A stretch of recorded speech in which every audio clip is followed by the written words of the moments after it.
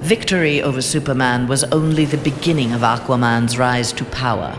Uniting the world's oceans under the banner of Atlantis, Aquaman had a controlling interest in the planet's ecology and economy. His influence did not escape the attention of the world's multinational corporations, who looked to end his reign. Villains lured by the promise of big money to assassinate the King of Atlantis pursued him relentlessly. But Aquaman's popularity served him well. The world's citizens rose up in anger against those who would quell Aquaman's influence. The threat abated, a groundswell of support began for a united Earth under Aquaman's command.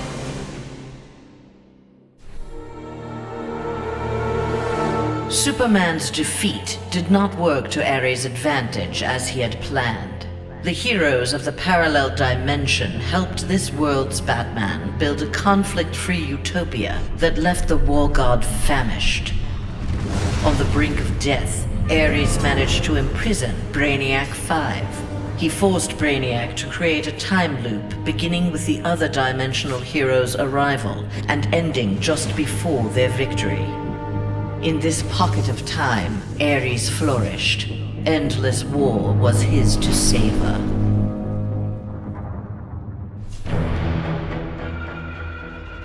Superman had been a fool to believe Bane would willingly accept a subordinate role in the One Earth government. With the High Counselor out of the way, true leadership could begin. Though they lacked intelligence, Bane found in Sinestro and Black Adam inspiring examples of ruthless, absolute authority. They reciprocated his regard for their talents. The three former villains regained control of the planet and formed a ruling triad that would be uninterrupted until the next phase of Bane's plan.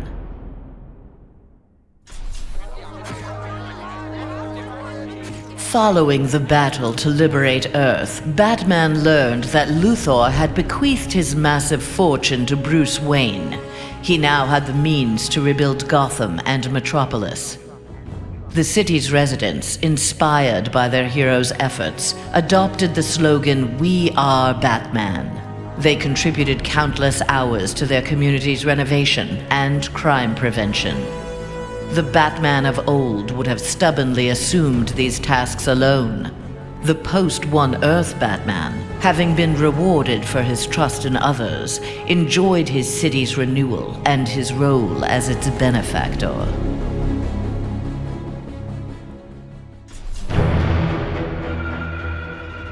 The defeat of Superman taught Black Adam one thing.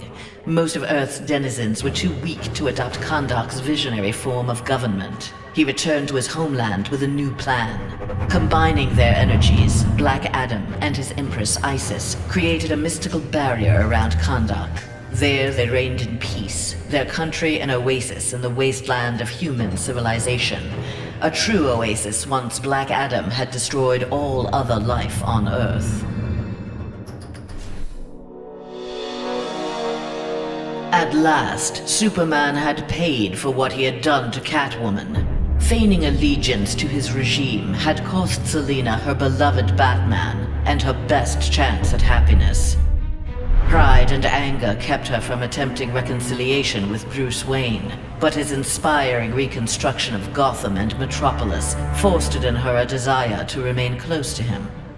Until she was ready to approach him again, she did her part to keep Gotham's streets clear of crime. Nascent underworld organizations had both the Bat and the Cat to fear.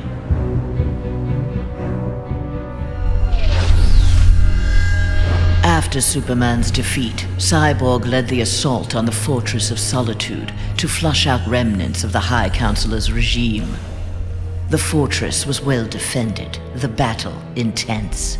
Cyborg was forced to use unfamiliar Kryptonian tools to make repairs to his damaged cybernetics. Enhanced with the alien technology, Cyborg found he could communicate with Superman's androids and order them to apprehend the opposition. With his army of super androids, Cyborg will bring justice to the world.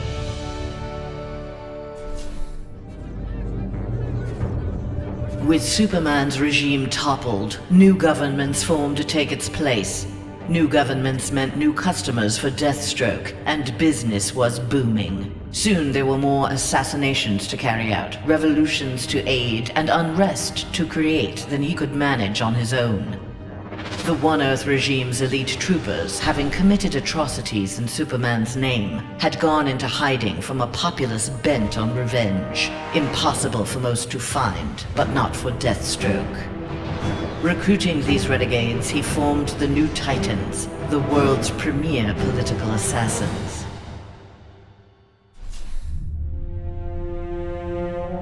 Free of Superman's control, Doomsday eradicated the remaining metahumans. He then manipulated technology in the abandoned Fortress of Solitude to terraform the Earth. It soon resembled prehistoric Krypton.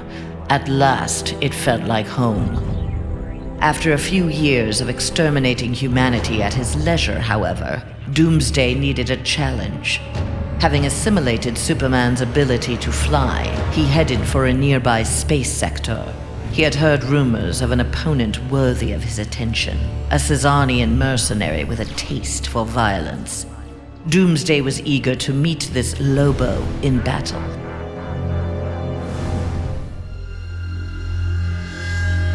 Flash had taken down the High Counselor, but the atrocities he had abetted during Superman's regime continued to haunt him. His shame eventually drove him into exile. Whether wishing to make further amends or simply unable to stop himself, Flash continued to use his powers in the pursuit of justice.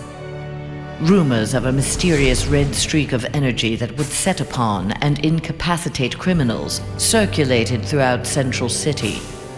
While only some deduced his true name, most felt gratitude and affection for the new hero they called the Ghost. After the fall of Superman, Green Arrow visited the Star City of this parallel Earth. His counterpart was one of the first heroes to fall in the battle against Superman, one of the first to object to the Man of Steel's new tactics and reasoning. A memorial erected in Star City's Orchid Bay served as a reminder of the need to fight oppression regardless of the odds. There, Green Arrow found that one citizen wasn't content to memorialize Oliver Queen in stone. With Green Arrow's training, a new archer, dressed in crimson, took up the fallen hero's mantle. Let Star City's criminals beware. The night belongs to Red Arrow. Mere days after returning to his Earth, Green Lantern, in an event mirroring his ascension to the core, witnessed the crash landing of an alien ship. Investigating the wreckage, he encountered the pilot, who claimed to be Abin Sur. But this Abin Sur wore no power ring, and referred to him in halting breaths as the Almighty One. Green Lantern tried to convince the alien of their past, that Abin Sur had named Hal Jordan, his successor, as the Green Lantern of Sector 2814. But the alien died from his wounds before Lantern could learn more of him. Lantern left immediately for Oa. The Guardians were his only hope of solving this mystery.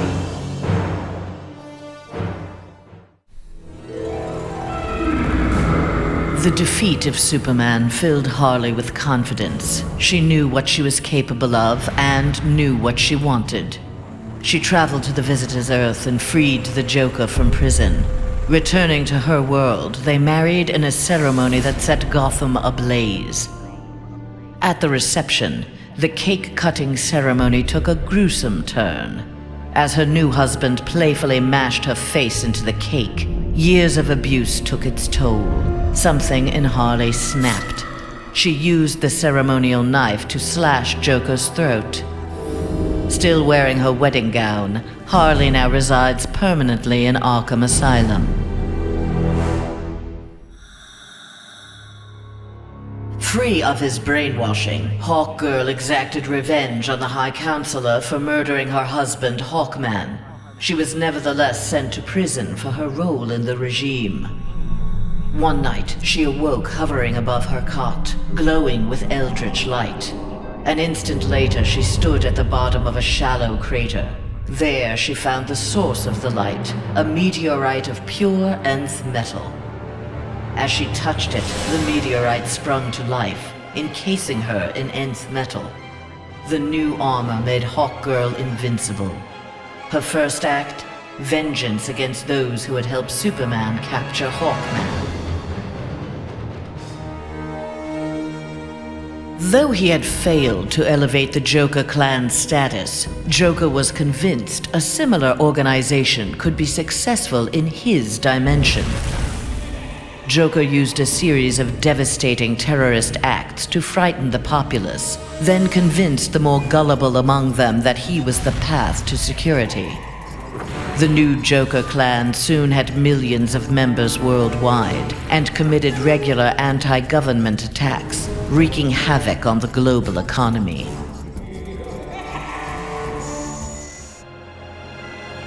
Killer Frost reveled in her victory, but her overconfidence betrayed her. Seizing the opportunity, agents of Star Labs captured her. Their scientists harnessed her freezing power in order to fortify the world's polar ice caps. But Star Labs underestimated Frost's abilities. Turning on her captors, she froze their facility and eventually the entire Western Hemisphere. The survivors now struggled to overthrow the self-proclaimed Ice Queen.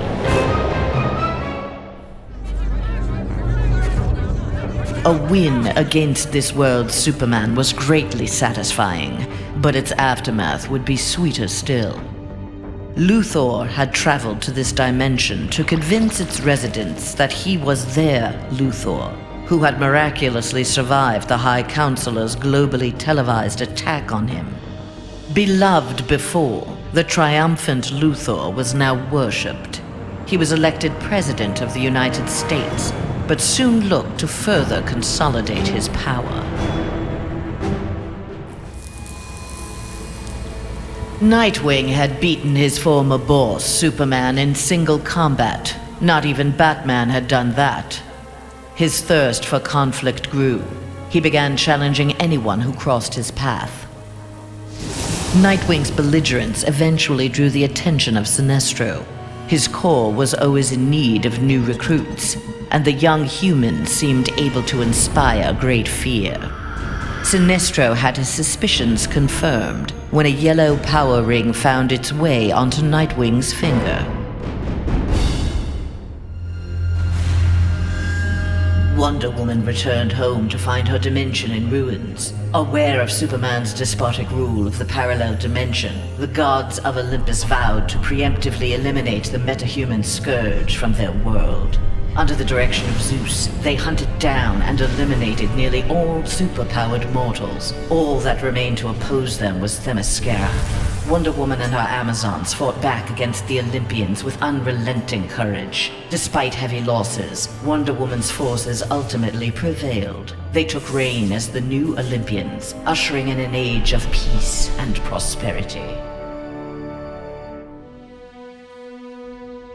Though pleased with the outcome, Superman's battle with his duplicate left him troubled. If one Superman could go so far astray, why not another?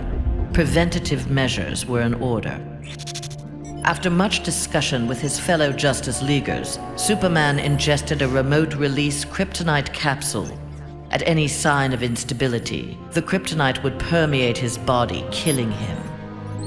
The question of who could trigger the device was solved democratically. Each week, a different Leaguer would take possession of its remote control. Only Batman was denied a shift.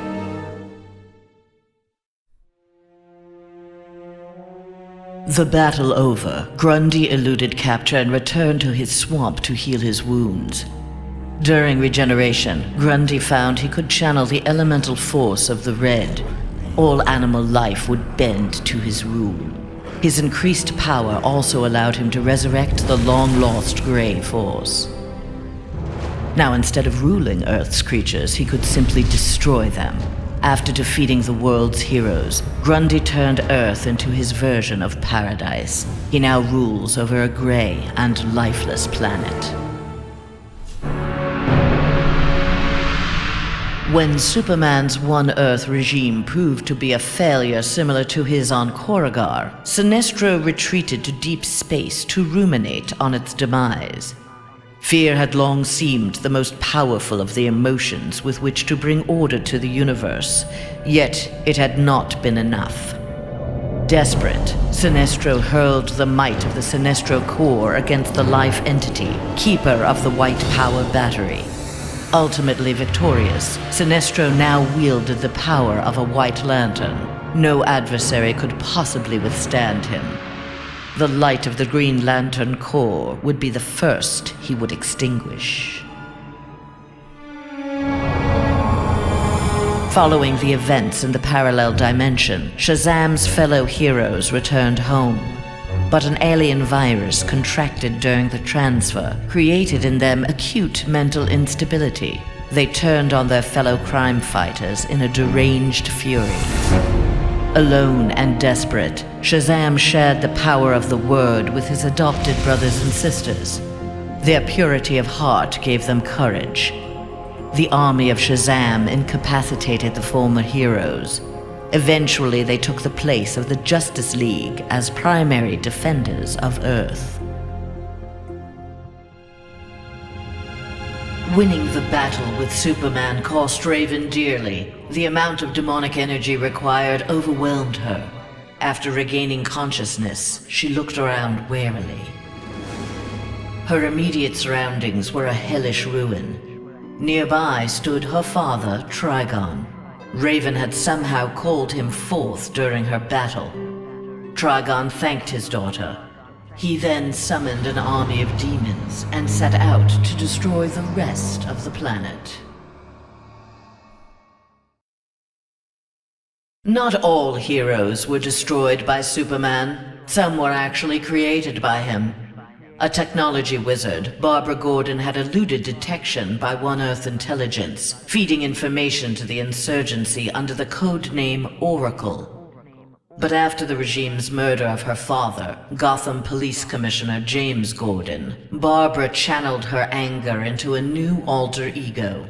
Sensing the right opportunity to strike, she attacked Superman directly. By defeating the High Counselor, she had announced Batgirl to the world in impressive fashion.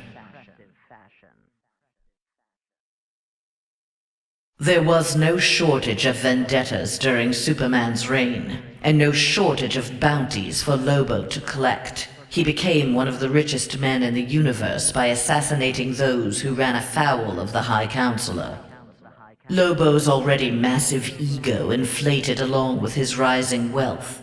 Lobo searched for an assignment worthy of his abilities. With so many super-powered beings already dead at his hand, however, bounties were scarce.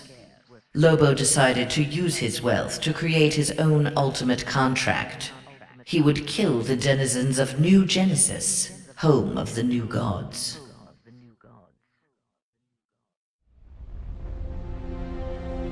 The defeat of Superman was a relief to Zatanna. During the regime, she and Dr. Fate had taken advantage of Superman's vulnerability to magic and turned the Tower of Fate into a sanctuary for Superman's enemies. She had saved many lives, but years of subterfuge weighed heavily upon her. After the regime's downfall, Zatanna was instrumental in restraining metahumans during their trials. But when a jury recommended the death penalty for the more immutable defendants, Zatanna intervened. She took the prisoners to the Tower of Fate. There they would remain, incarcerated, but alive.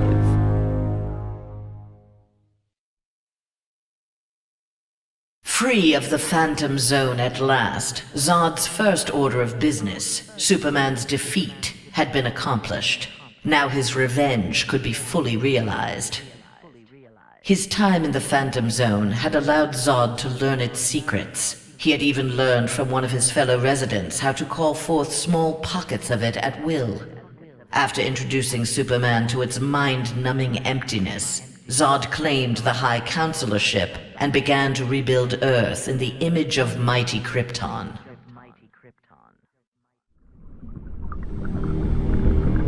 Banishing his friend and former teammate Superman to the Phantom Zone was difficult for Jean Jones, but necessary.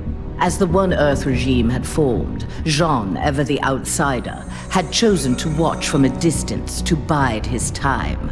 He assumed the form of an Atlantean and served as royal archivist. Aquaman little suspected that his trusted subject's uncanny ability to gather news of the surface world was the result of telepathic powers.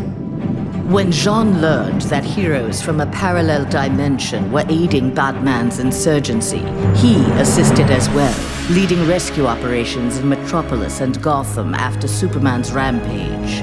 In the post-regime era, the Martian Manhunter continued to serve his adopted world, gathering the next generation of heroes to form a new Justice League. The fool in the red cape had been dealt with. Now Scorpion would learn how he came to this place. Heretofore, only the sorcerer Quan Chi or the fallen elder god Shinnok could have summoned him. Scorpion's answers appeared in the form of Trigon, who accused Scorpion of deserting Trigon's demon army and stealing from him the glory of besting the High Counselor. The two faced each other in a titanic struggle.